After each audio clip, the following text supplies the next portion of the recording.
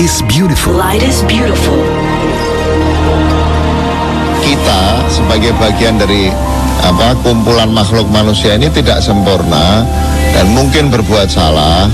Kalau kita sudah mau mengakui secara tulus, secara konkret bahwa kita bisa berbuat salah, maka dengan mudah kalau kita bersalah, kita sebaliknya dari ngotot, kita berusaha meminta maaf dan memperbaiki kesalahan kita, ya. Lebih baik kita itu sadar sendiri kalau kita berbuat salah. Kemungkinan lain ya sudah jatuh korban terlalu besar dulu, tapi masih mending.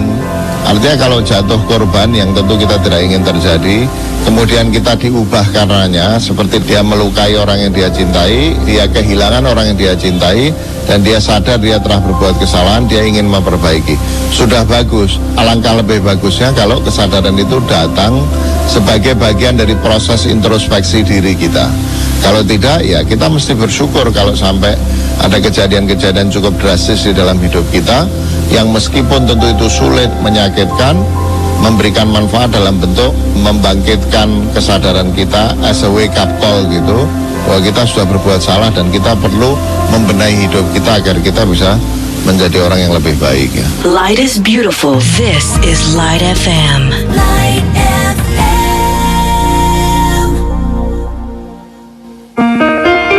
Berproses menuju kesejatian diri. Bersama Siwo Agus Hidayat. This is Light FM. The best slow hit station.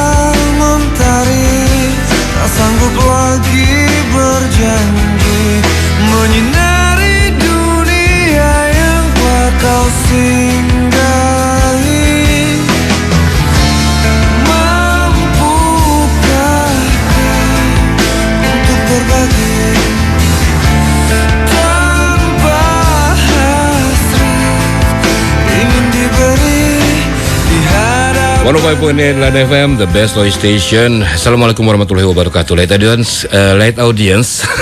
Akhirnya kita berproses ya menuju kesejatian diri bersama Siwo Agus Hidayat. Tadi saya coba menghubungi Siwo Agus dan ada sedikit kendala dengan pesawat telepon kami. Jadi baru sekarang kita bisa tersambungkan dengan Siwo Agus. Assalamualaikum Siwo. Waalaikumsalam warahmatullahi. Suaranya jelas Siwo ya? Ya agak naik turun karena HP sih. Oh iya, soalnya di PSTN-nya agak susah sih dihubungi. Baik, Light Audience seperti biasa, Anda bisa coba menghubungi saya di 398-35905, di 021-398-35905. Oke, kita coba terima penelpon pertama sih, ya. Assalamualaikum. Waalaikumsalam. Ya, dengan siapa ini? Yogi, pagi-pagi mau gangguin Mbah, mau nanya. Boleh. Malam, Mbah. Mbah, kemarin itu kan cerita dari jahil sampai yakin ya Mbah ya. Iya. Nah pertanyaannya kemudian gini Mbah, saya baca ada yakin, ainul yakin, terus hakul yakin, itu kok poneh Mbah itu Mbah. Ya sampun gitu aja Mbah, makasih Mbah. Iya baik, makasih ya, Assalamualaikum. Iya baik, terima kasih. Iya, kelihatannya sudah terputus ya dengan Mbah siapa tadi. Oke, baik. Iya, Siwo, sekalian dibuka silakan Siwo. Ya.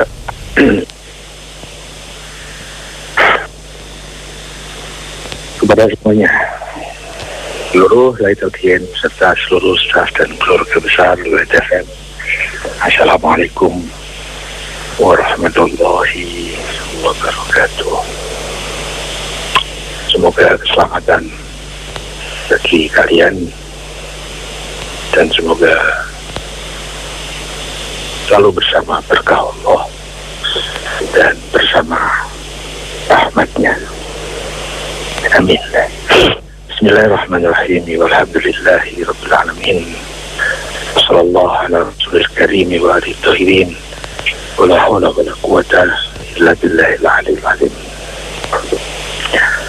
Teman-teman semua, kita ketemu lagi dan kita sharing kembali.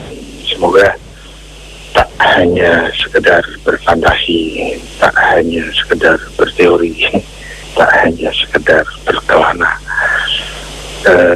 tetapi manakala kita tambah dengan fokus tujuan, waspada niat, dan kita sekarang ini sedang melaksanakan tugas sehingga kita perlu konsentrasi tugas. Dengan paling tiga validator itu, saya kira acara seperti ini bukan sekedar menjadi fantasi dan sekedar tamasya pemahaman, tetapi ya kembali kepada pribadi masing-masing kita. Berharap saja semoga ini bisa membawa manfaat dan kita mau mengambil manfaatnya. Seperti biasa, mohon tempatkan saya pada posisi saya. Saya bukan narasumber dan bukan rujukan, saya sekedar teman sharing yang dibatasi oleh segala keterbatasan saya, sehingga saya tidak pernah berani mengatasnamakan siapapun dan mengatasnamakan apapun, kecuali saya hanya berani mengatasnamakan ini loh, di antara yang saya pahami. Tentu saya pahami dan saya yakini benar saat ini atau sementara ini. Namun apa yang saya pahami dan saya yakini benar saat ini belum ada jaminan pastinya. Ya, saya juga masih dalam berproses. Maka untuk itu mohon jangan terkesan diterima, namun juga jangan terkesan ditolak. Kalau ada benarnya, bisa diambil manfaatnya, ambil. Kalau diketahui ada salahnya, tidak membawa manfaat, buang. Ya, dan teman-teman semua, bagi yang berkenan bisa mengkritisi saya, itu akan membantu saya. Via HBFM boleh, atau via langsung di acara hari ini juga boleh. Tentu dalam semangat kita saling berbagi dalam rangka berproses menuju ke sejatian diri, dan tentunya juga karena kita masing-masing berbeda, latar belakang berbeda, wawasan berbeda, dengan segala hal yang mempunyai keunikan masing-masing kita, maka kalau di antara kita terjadi perbedaan kesimpulan, perbedaan pendapat, perbedaan keyakinan, itu hal yang sangat logis, hal yang sangat lumrah, dan hal yang pasti ada. Perbedaan itu baik pada saat kita toleran terhadapnya, tapi perbedaan menjadi sangat buruk pada saat kita sikapi sebagai pertentangan.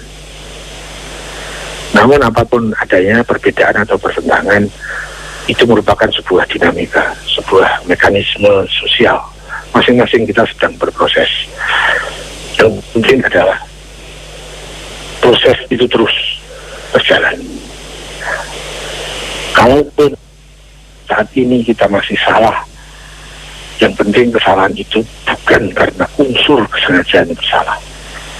Dan dengan terus berproses, kita akan semakin tahu salah kita dan kita bisa memperbaikinya. Namun, sepandai apapun orang, setinggi apapun orang, setinggi apapun makom seseorang, pada saat dia sudah berhenti berproses, ya, itu menurut yang saya tahu justru disitulah terletak kemandekan. Kita akan terancam dengan stagnasi dan kita akan terancam dengan sumut. Apalagi kalau saya pernah mengalami, saya pernah menganggap saya sudah sampai terminal ini, bahkan tanpa saya sadari, meskipun sadar tapi sudah di belakang hati, saya suka duduk jadi hakim, sehingga saya menilai orang lain, menghakimi orang lain, menghakimi kelompok lain dengan ilmu saya, dengan keyakinan saya. Jadi seakan-akan saya ini sudah pasti benar, sehingga siapa yang tidak sama dengan saya maka dia pasti salah. Ya itu dulu, zaman dulu, jadul. Mudah-mudahan dengan adanya sharing ini kita bisa berbagi dalam berproses, dan tentu dalam proses itu di antara masing-masing kita akan ada perbedaan pendapat, akan ada perbedaan kesimpulan, akan ada perbedaan keyakinan. Itu juga penting, itu sebuah akibat saja dari proses-proses kita sebelumnya. Pada saat terus kita berproses, lambat atau apalagi cepat, kita akan ketemu pada terminal yang sama suatu saat, nggak tahu kapan. Jadi mari kita lebih kembangkan kepada orientasi proses, bukan orientasi hasil. Kalau orientasi proses, kita bisa menghargai perjuangan seseorang di dalam mencari dan berikhtiar merindukan kebenaran. Tapi kalau kita terjebak pada orientasi hasil, kita hanya akan menilai hasilnya saat ini seperti apa.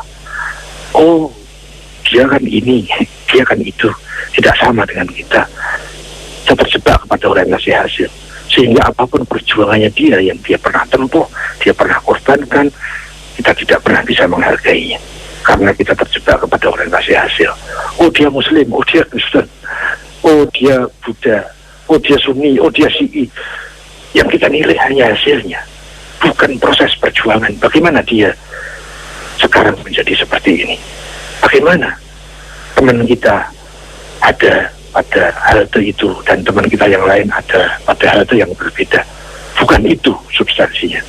Substansi mutu seseorang adalah pada proses perjuangan dalam menyempurnakan diri dengan penghambaan kepada Allah.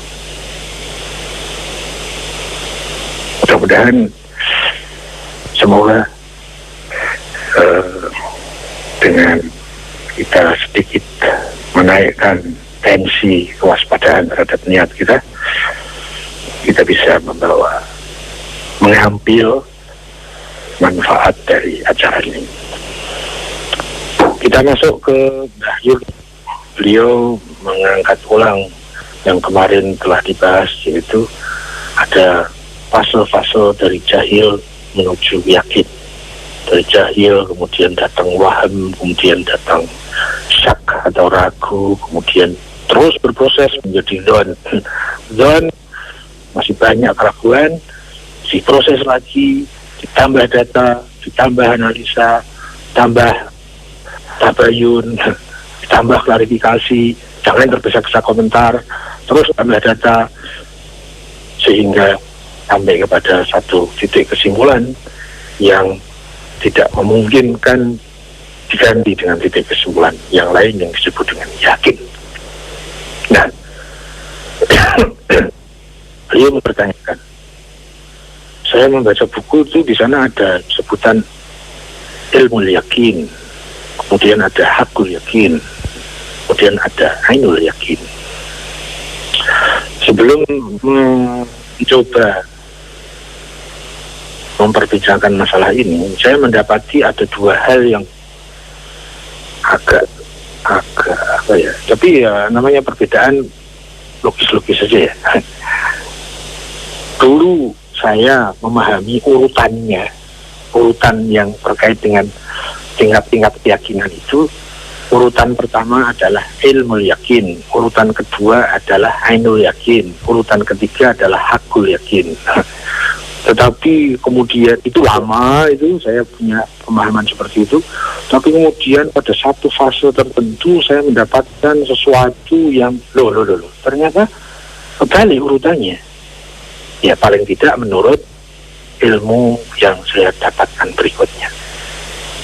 Dan sampai sekarang saya menggunakan urutan yang bukan yang dulu.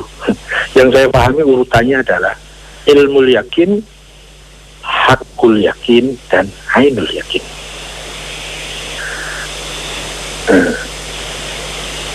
Kurang lebih seperti ini.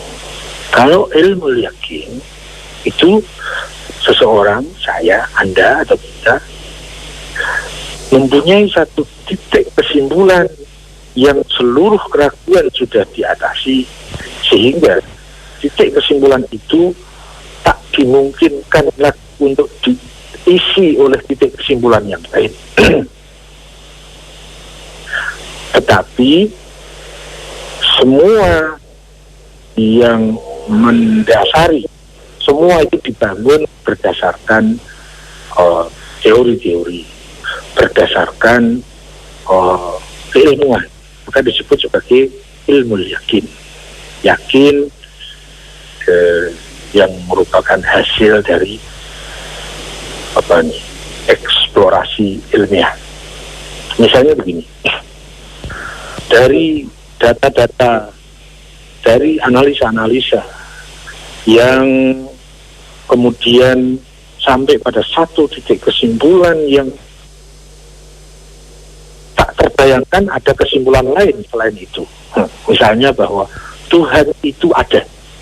Ya, data sudah sekian, analisa sudah sekian, semua keraguan-keraguan, semua pertanyaan-pertanyaan sampai pertanyaan-pertanyaan yang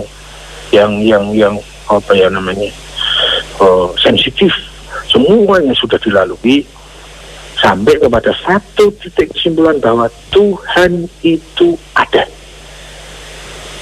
Tidak memungkinkan lagi terjadi kesimpulan yang lain. Yakin.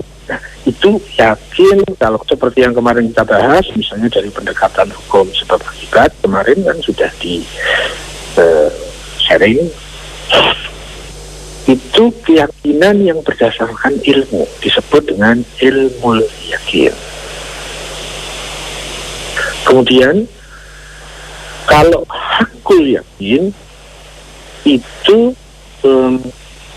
keyakinan yang sudah ditopang dengan rasa. Jadi seseorang bukan hanya paham, bukan hanya tahu, bukan hanya yakin, tapi dia merasakan. Dia merasakan sehingga andai pun dia mau dibunuh 1000 kali, maka keyakinan itu tidak pernah bisa hilang karena sudah menyatu dengan apa yang dia ketahui, dia yakin, dia simbolkan dan dia rasakan. Yang saya pahami itu disebut sebagai al-haq, yang yakin. Jadi sudah merupakan satu kebenaran pasti dalam dirinya, al-haq, ya, kebenaran yang absolut dalam dirinya terhadap keyakinan itu. Nah, kemudian ada yang lebih tinggi lagi dari itu, melalui proses-proses tertentu, maka dia menjadi zat dirinya, disebut sebagai ain. Ain itu penyatuan. Meskipun dulu saya sering mendapatkan pembahasan ain itu dikaitkan ke mata. Jadi ainul yakin itu seperti begini, dicontohkan begini. Dulu, ilmu saya yang dulu, kalau ada pintu diketok atau bel berbunyi ting tong misalnya gitu, nah maka berdasarkan data-data dan analisa yang telah kita bisa ambil bahwa itu ada tamu, itu disebut sebagai ilmu yakin, keyakinan yang berdasarkan data dan analisa. Kemudian pada saat seseorang itu membuka pintu, kemudian melihat tamu, oh iya, ini benar-benar ini ada tamu, saya melihat. Itu disebut keyakinan yang melalui ain, karena dia melihat, bukan sekedar mengetahui, tapi dia melihat. Kemudian hakul yakin adalah keyakinan yang absolut tadi. Ya, namun kemudian saya mendapatkan satu info-info baru, data-data baru dan sumber-sumber rujukan baru. Ain di situ itu bukan bermakna mata, tapi penyatuan. Sering disebut sebagai ainul zat. Jadi ainul zat itu sesuatu yang menyatu dengan zatnya. Nah, kalau ainul yakin itu seseorang itu sudah menyatu, bukan sekedar mengetahui, bukan sekedar merasa, bukan sekedar dia menjadi absolut dalam keyakinannya, tapi dia sudah satu dengan apa yang dia yakini. Nah, ainul yakin itu yang saya pahami sebagai iman. Jadi tempatnya ada pada kedirian, ada pada kepribadian kita, ada pada karakter kita. Sehingga antara saya dan dia itu tidak terpisah. Antara saya dan keyakinan itu menyatu dalam dirinya. Ya, kurang lebih seperti itu yang saya pahami, sehingga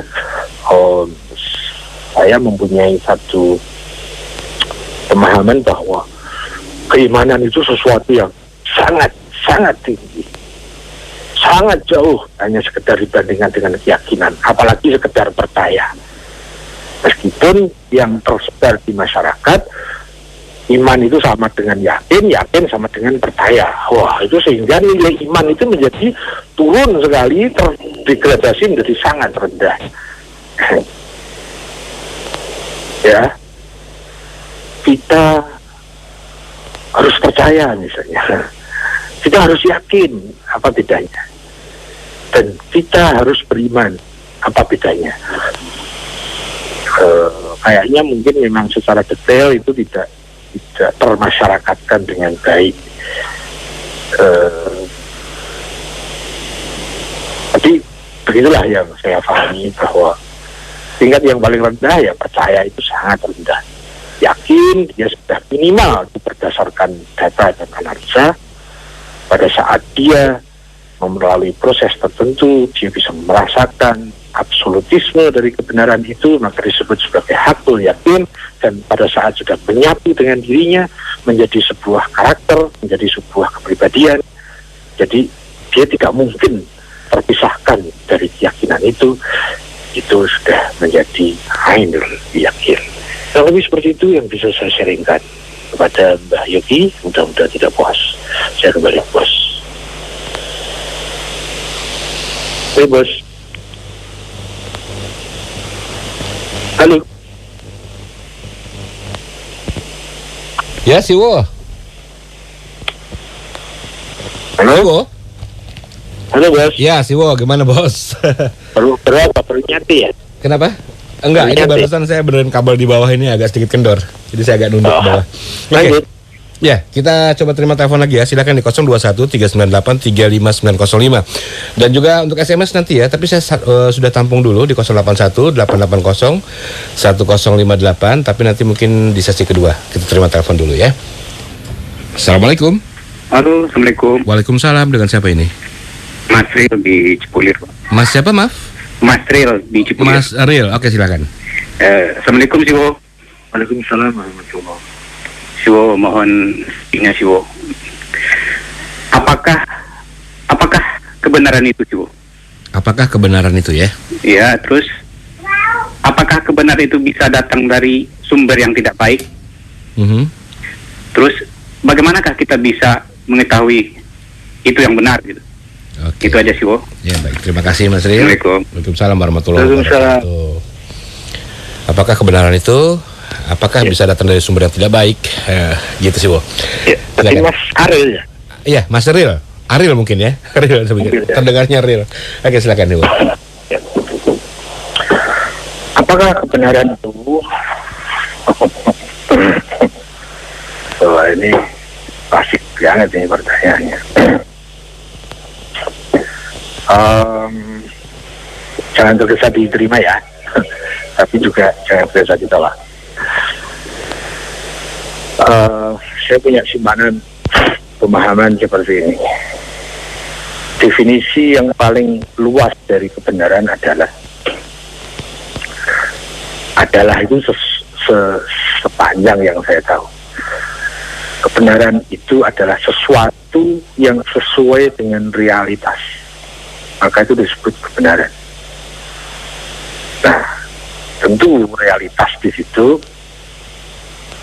yang mungkin perlu digarisbawahi. Karena kalau kita di masyarakat menggunakan kata real gitu ya, wah ini real terjadi. Dan banyak yang dikaitkan dengan real itu hanya hal-hal yang sifatnya materi. Nah, tetapi dalam definisi yang saya pahami tadi, bahwa kebenaran adalah sesuatu yang sesuai dengan realitas. Realitas itu adalah keberadaan sebagaimana adanya. Itu namanya realitas. Jadi misalnya ada hukum sebab akibat. Setiap akibat pasti butuh sebab. Setiap sebab pasti menghasilkan akibat. Itu realitas. Ya, jangan kita tergoda dengan istilah real yang terjadi di masyarakat. Karena banyak sekali realisme yang tidak realitas. Ya, sesuatu yang dianggap real padahal bukan realitas. Ya. Saya mohon maaf ini agak pakai bahasa istilah filsafat.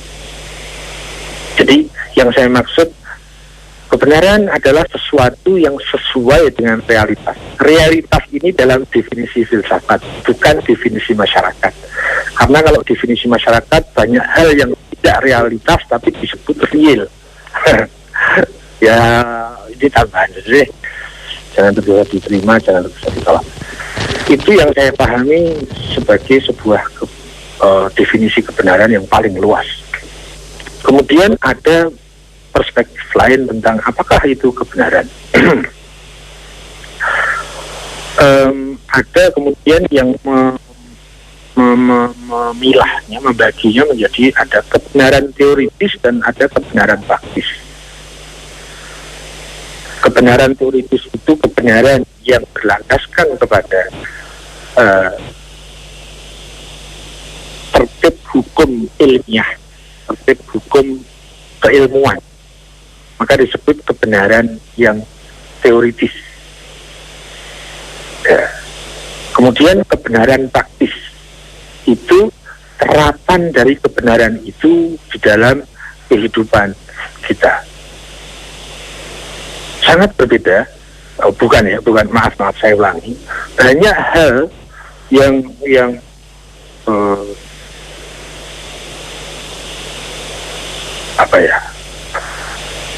begini. Banyak kebenaran teoritis yang untuk menjadi kebenaran praktis itu butuh syarat-syarat. Misalnya syarat kondisi, itu misalnya ada nanti syarat-syarat, ada syarat urfi misalnya, ada syarat sosial.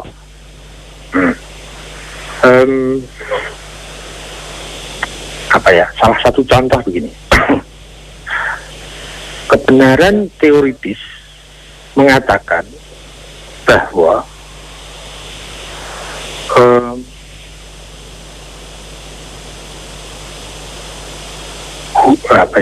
saya contohkan yang enak,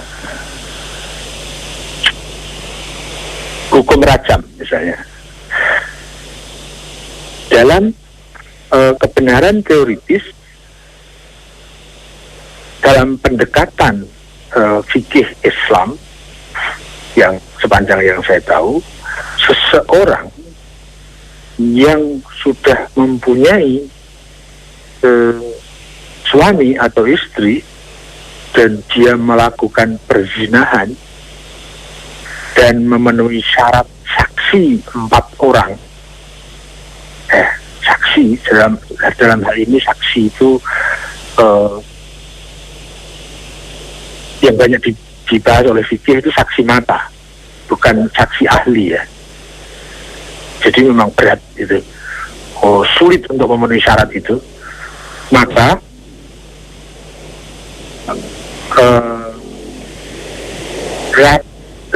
hukum rajam itu baru bisa diterapkan seandainya memenuhi syarat dan itu juga terkait kepada kondisi sosial masyarakat, terkait dengan sistem peradilan, terkait kepada hakim syar'i, terkait kepada sistem hakim dan saksi.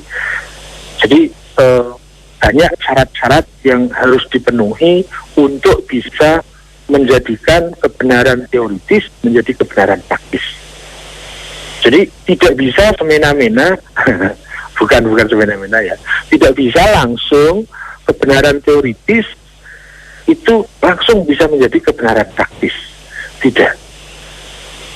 Meskipun ada sih hal-hal yang kebenaran teoritis harus langsung menjadi kebenaran praktis gitu. Mungkin hal-hal yang terkait dengan masalah individual.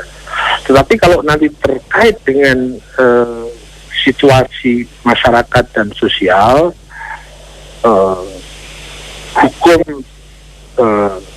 jadi kebenaran teoritis untuk menjadi terapan untuk dipraktekkan di dalam masyarakat sosial itu sangat berbeda antara kebenaran teoritis dan kebenaran praktis.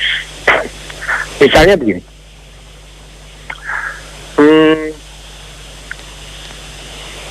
amar ma'ruf nahi mungkar, ya, kaidah dasar dari amar ma'ruf nahi mungkar itu basicnya adalah wajib, tetapi itu kebenaran teoritis. Kebenaran praktisnya itu butuh syarat-syarat agar bisa diterapkan. Sehingga kalau kita belajar tentang tata tertib, tentang rule, tentang aturan main amar ma'ruf nahi mungkar, aturan main dakwah misalnya, ya memang itu basic, hukumnya itu wajib, tetapi untuk prakteknya itu butuh adanya syarat-syarat yang tidak mudah. Ya misalnya dalam amar ma'ruf nahi mungkar itu syarat pertamanya adalah hitungan secara akliyah itu harus menghasilkan manfaat yang pasti secara akliyah, pasti secara rasional, yang ya kalau nggak tepat ya kalau rasional, karena bahasa aslinya akliyah. Jadi akliyah itu lebih tinggi dari rasional. Itu syarat primer. Kalau kita mengkhawatirkan ada mafsadat di belakangnya, bahwa kebaikannya setelah amar ma'ruf nahi mungkar itu tidak pasti, itu kita tidak boleh melakukan amar ma'ruf nahi mungkar. Itu misalnya yang pertama. Kemudian yang kedua, harus dilakukan oleh ahlinya. Tidak setiap orang boleh amar ma'ruf nahi mungkar, sebagaimana tidak setiap orang boleh berdakwah, karena butuh ada syarat-syaratnya. Itu perbedaan antara kebenaran teoritis dan kebenaran praktis. Atau lebih mudahnya lagi misalnya masalah haji misalnya ya. Kita belajar haji dengan segala aturan mainnya, manasiknya dan sebagainya, kita bisa tahu haji yang benar itu begini. Tetapi untuk prakteknya itu butuh syarat-syarat. Syarat-syaratnya dia misalnya ya, syaratnya itu dia sudah selesai di dalam masalah ekonomi misalnya, tak lagi punya hutang, kemudian selesai dalam kawasan sekitarnya, tetangganya, lingkungannya. Kalau di sana masih ada orang yang terlunta-lunta dalam masalah ekonomi, maka orang naik haji belum memenuhi syarat, karena harus menyelesaikan yang itu dulu, hutang, atau kalau ada tetangga yang masih terlunta dalam kondisi ekonominya. Misalnya seperti itu. Jadi tadi kalau ditanyakan apakah kebenaran, nah paling tidak bisa dibagi antara kebenaran teoritis dan kebenaran praktis. Dan tidak selalu kebenaran teoritis itu bisa langsung dipraktiskan. Mempelajari kebenaran praktis itu jauh lebih mudah dibandingkan bagaimana untuk menerapkan kebenaran itu. Itu hal yang berbeda, yang lebih sulit. Hukum potong tangan misalnya ya, sepanjang yang saya tahu dalam pembahasan fikih, hukum potong tangan itu hanya berlaku manakala syarat ekonomi sosial itu sudah tercukupi.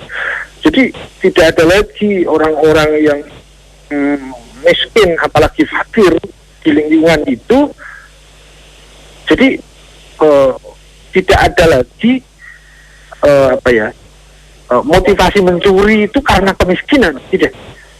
Tetapi pada saat yang di situ tidak lagi ada problem kemiskinan apalagi kefakiran, tapi dia mencuri. Nah, disitulah kemudian berlaku hukum potong tangan. Tetapi juga untuk menentukan hukum potong tangan itu butuh peradilan yang memenuhi syarat syar'i. yang nanti disebut dengan harus adanya hakim syar'i. Tidak boleh hakim sembarang, harus hakim syar'i. Jadi nggak mudah sih menerapkan hukum potong tangan, hukum rajam misalnya, yang sifat-sifatnya hukum pidana lah ya. Itu sangat tidak mudah kalau kita terkait dengan kajian-kajian kebenaran fikih.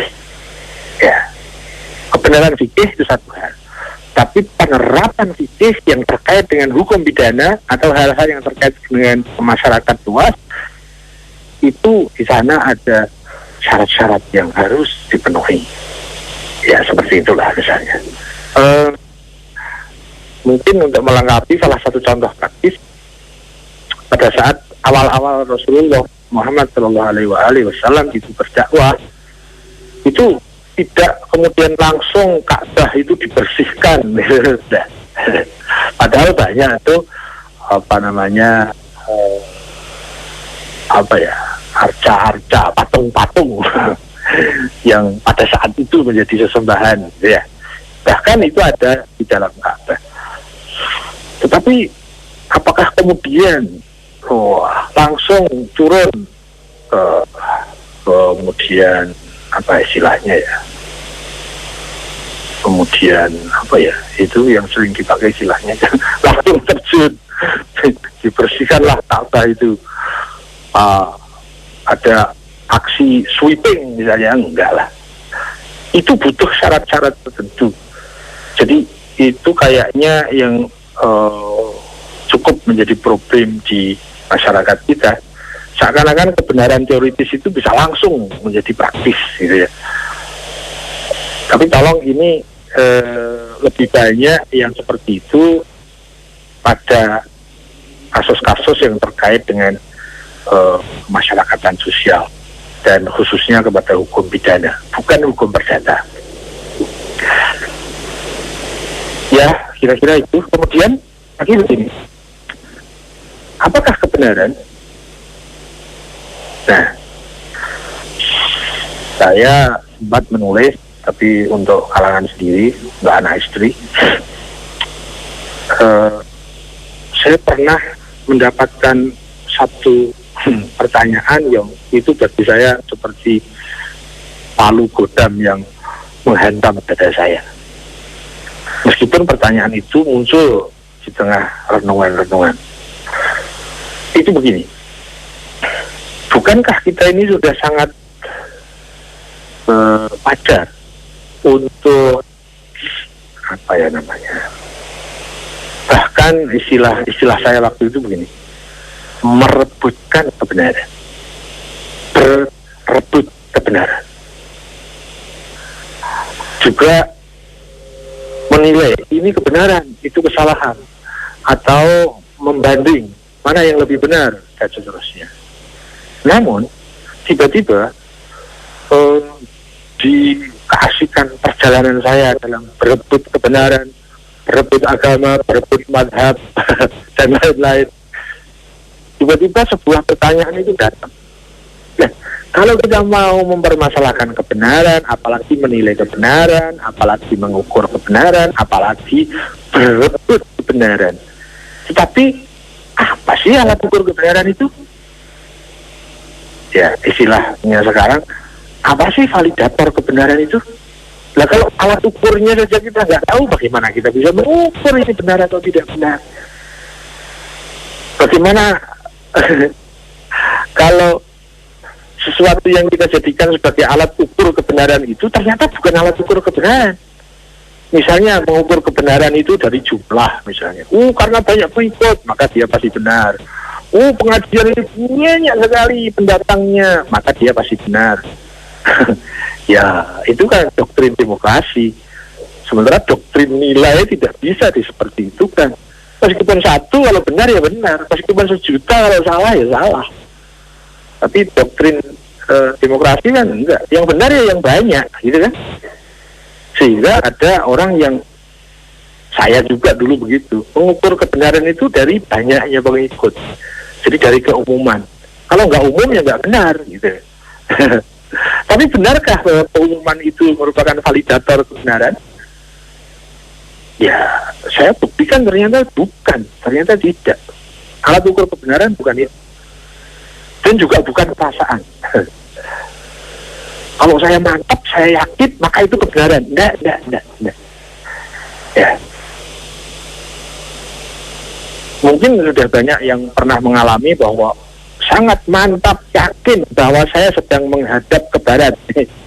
Ternyata keliru. Dan saya sering mengalami itu di daerah-daerah. Saya dulu kan juga keliling-keliling gitu kan. Saya pernah merasa sholat menghadap ke selatan. Ya, kalau waktu saya di Masjid Baitur Rahman Semarang itu, saya menghadap ke selatan, perasaan saya. Ya, dan itu sulit untuk diubah. Pada saat di Surabaya, saya merasa sholat menghadap ke timur. Tapi alat ukur arah itu kan kompas, bukan perasaan. Perasaan tidak bisa jadi alat ukur, apalagi terhadap kebenaran. Ya, tidak bisa perasaan sebagai alat ukur. Terus, lalu alat ukur kebenaran apa?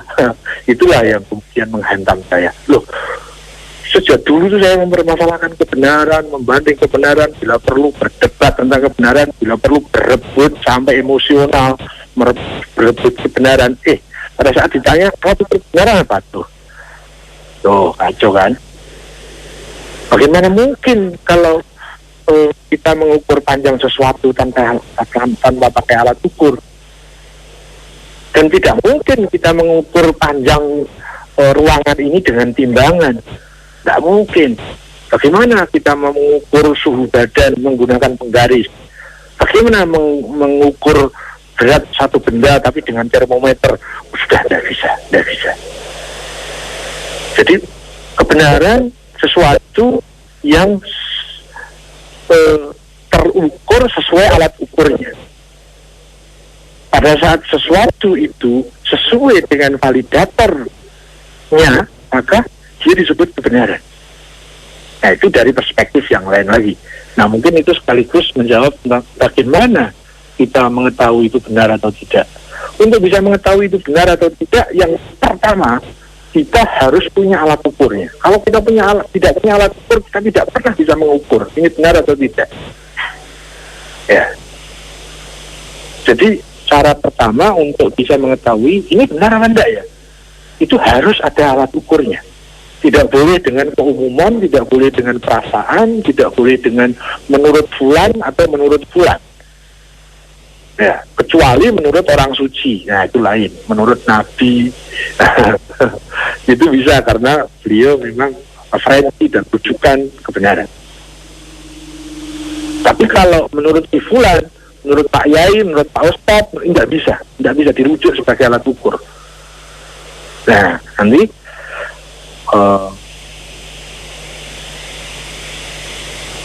hal pertama untuk bisa mengetahui ini benar atau tidak, itu harus kita tahu dulu, kita harus belajar tentang apakah validator kebenaran, dan kemudian bagaimana menggunakan alat ukur itu.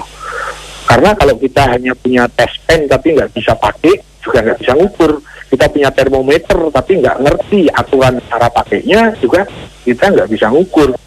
Bahkan kita punya timbangan tapi tidak bisa menggunakan cara menggunakan dengan benar, dengan tertib, kita juga tidak akan bisa menimbang dengan sesuatu. Itu misalnya. Nah, yang saya tahu bahwa alat ukur kebenaran itu ada dua. Yang satu, kalau dalam istilah Islam disebut sebagai akli dan nakli. Ya. Kalau dalam istilah populer itu ya agak sulit memang ya mencarinya. Karena definisi apakah akli dan apakah nakli, jelas kalau nakli itu terkait dengan wahyu, terkait dengan Tuhan, dan kalau akli itu terkait dengan nurani manusia, bukan dengan nafsu, tapi dengan akli. Akli itu kerjasama antara nurani dengan otak, disebut sebagai akli. Nah,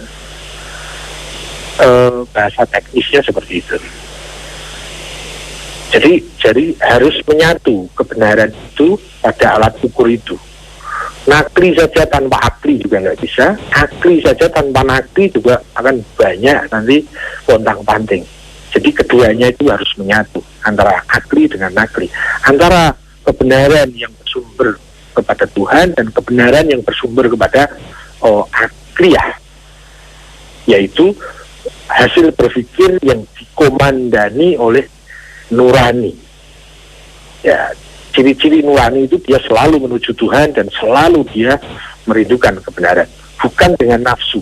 Kalau dengan nafsu nanti hanya berdasarkan pemikiran bebas, pemikiran sembarang, maka itu sesuai selera. Ya, bahkan kadang-kadang ayat dipakai menghantam temennya menuruti selera seseorang. Ya, itu berarti menyalahi akidah akliyah. Karena akidah akliyah itu tidak punya motivasi selain ketuhanan dan kebenaran. Kalau tujuannya hanya untuk sentimen kepada pihak lain, tujuannya untuk menjatuhkan pihak lain, tujuannya untuk menghakimi kelompok lain, kemudian menggunakan ayat, menggunakan hadis, itu justru berbahaya. Ya, kurang lebih seperti itu. Masih ada yang tersisa? Bisakah kebenaran itu datang dari sumber yang tidak baik? Sepanjang yang saya tahu tidak bisa. Rumusnya mudah, yaitu di dalam istilah filsafat itu rumusnya cuma begini: barang siapa yang tidak punya tidak mungkin memberi. Ya, itu rumus dasarnya seperti itu. Jadi kalau kita tidak punya uang, bagaimana kita bisa memberi uang? Kalau kita tidak punya keikhlasan, bagaimana kita bisa menularkan keikhlasan? Kalau kita tidak punya kesucian, bagaimana kita bisa menyebar kesucian? Kalau kita tidak bijak, bagaimana kita bisa menebar kebijakan? Nah, kalau kita tidak punya kebenaran, bagaimana kita bisa melahirkan kebenaran? Ya, gitu ya. Jadi,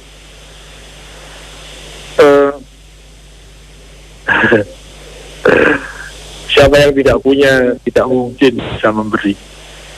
Gitu ya. Allah itu maha ada. Mustahil Allah meniadakan. Karena Allah maha ada. Allah tidak punya tidak ada. Allah hanya punya ada. Sehingga dia maha pencipta, bukan maha pemusnah. Misalnya seperti itu. Dan sesuatu kebenaran bisakah lahir dari sumber yang tidak benar? Tidak mungkin. Kecuali kalau sekedar kebenaran kata. Lain. Kebenaran kata, ya, kebenaran kalimat, itu bisa dari orang buruk pun bisa keluar kata. Bukan nilai ya, bukan nilai, bukan esensi dan bukan substansi kebenaran, tetapi kalimat kebenaran itu bisa keluar dari siapapun. Maka dalam masalah ini ungdur makol walatangdur mankol, dalam masalah kalimat ya, lihat apa yang dia katakan, jangan melihat siapa yang mengatakan. Karena perkataan benar itu keluar dari orang buruk pun perkataan itu tetap benar, perkataan ya, bukan nilai, bukan esensi dan bukan substansi dari kebenaran itu. Ya, bahkan nanti ada sesuatu yang misalnya begini, ada istilah dalam bahasa Arab itu begini, kalimatul haq wa uriduhal batil. Kalimatnya hak, tapi maksudnya batil, ya. Misalnya apa? Dia melantunkan ayat. Ya, kalimatnya hak. Karena diambil dari kitab suci. Iya, kalimat itu hak. Tetapi ini dipakai untuk memojokkan orang lain misalnya. Nah, kalimatnya benar, tapi tujuannya salah. Seperti itu misalnya. Ada dalam sejarah itu sangat terkenal kan, yang disebut dengan tahkimul bil Quran. Ada di dunia sana itu ada namanya damai yang terpaksa, misalnya begitu. Ada di situ misalnya, mari kita bertahkim kepada Al-Quran, mari kita kembali kepada Al-Quran dan Sunnah misalnya. Tapi itu kalimatnya hak, ya kalimatnya itu hak. Masalahnya ditujukan untuk apa kalimat itu? Ya, ada seseorang yang cerita kepada temannya, Mbak Yu, mas, itu dia itu akhirnya Padahal kita kan sudah bicarakan kemarin. Akhirnya tuh dia tertangkap basah, dia selingkuh sama gitu. Temennya yang satu itu menjawab. Temennya itu musuhnya yang terkena kasus itu, musuh sosial. Dia mengatakan, alhamdulillah saya diberi takdir yang tidak seperti itu. Alhamdulillahnya itu alhamdulillah egois. Kalimatnya benar, penggunanya, tujuannya kalimatul haq wa uriduhal badil. Kalimatnya hak, tetapi maksudnya adil. Ya seperti itu ya. Ya kadang-kadang kan begini, ada kecelakaan pesawat terbang misalnya, banyak yang meninggal, kemudian seseorang tokoh diwawancarai. Bagaimana menurut Bapak? Alhamdulillah saya masih disayang Allah misalnya. Egois banget. Memang yang pada meninggal itu tidak disayang Allah. Jadi disayang Allah hanya dengan tanda-tanda fisikal seperti itu. Ya, pernah dengar ya? Kalimatul haq wa uriduhal badil. Nah, kalau sekedar kata, kebenaran bisa datang dari mana saja. Bisa dari saya, bisa dari Anda. Tetapi kebenaran yang berupa nilai, berupa esensial kebenaran, substansi dari kebenaran, jauhar dari kebenaran itu, tidak mungkin dia datang dari sumber yang buruk. Karena kesucian hanya teralirkan dari sumber yang suci, dan kekotoran hanya mengalir dari sumber yang kotor. Bahkan kekotoran dan kesucian itu saling menolak, sehingga tidak mungkin, mustahil kebenaran yang hakiki, kebenaran yang substansi, kebenaran yang jauhar, kebenaran yang esensial itu mengalir dari sumber yang kotor. Mustahil. Ya, kurang lebih seperti itu. Saya kembali lagi, Bos. Iya, berarti kita harus mengakhiri sesi ini sih, Wo. Bisa istirahat sejenak dan nanti kita lanjut lagi di sesi berikutnya sih, Wo ya. Turun ya. Monggo sih, Wo. Ya, mangga. Assalamualaikum. Waalaikumsalam warahmatullahi wabarakatuh. Baik, Light Audience, nanti kita lanjutkan lagi di sesi kedua, masih berproses menuju kesejahteraan diri dan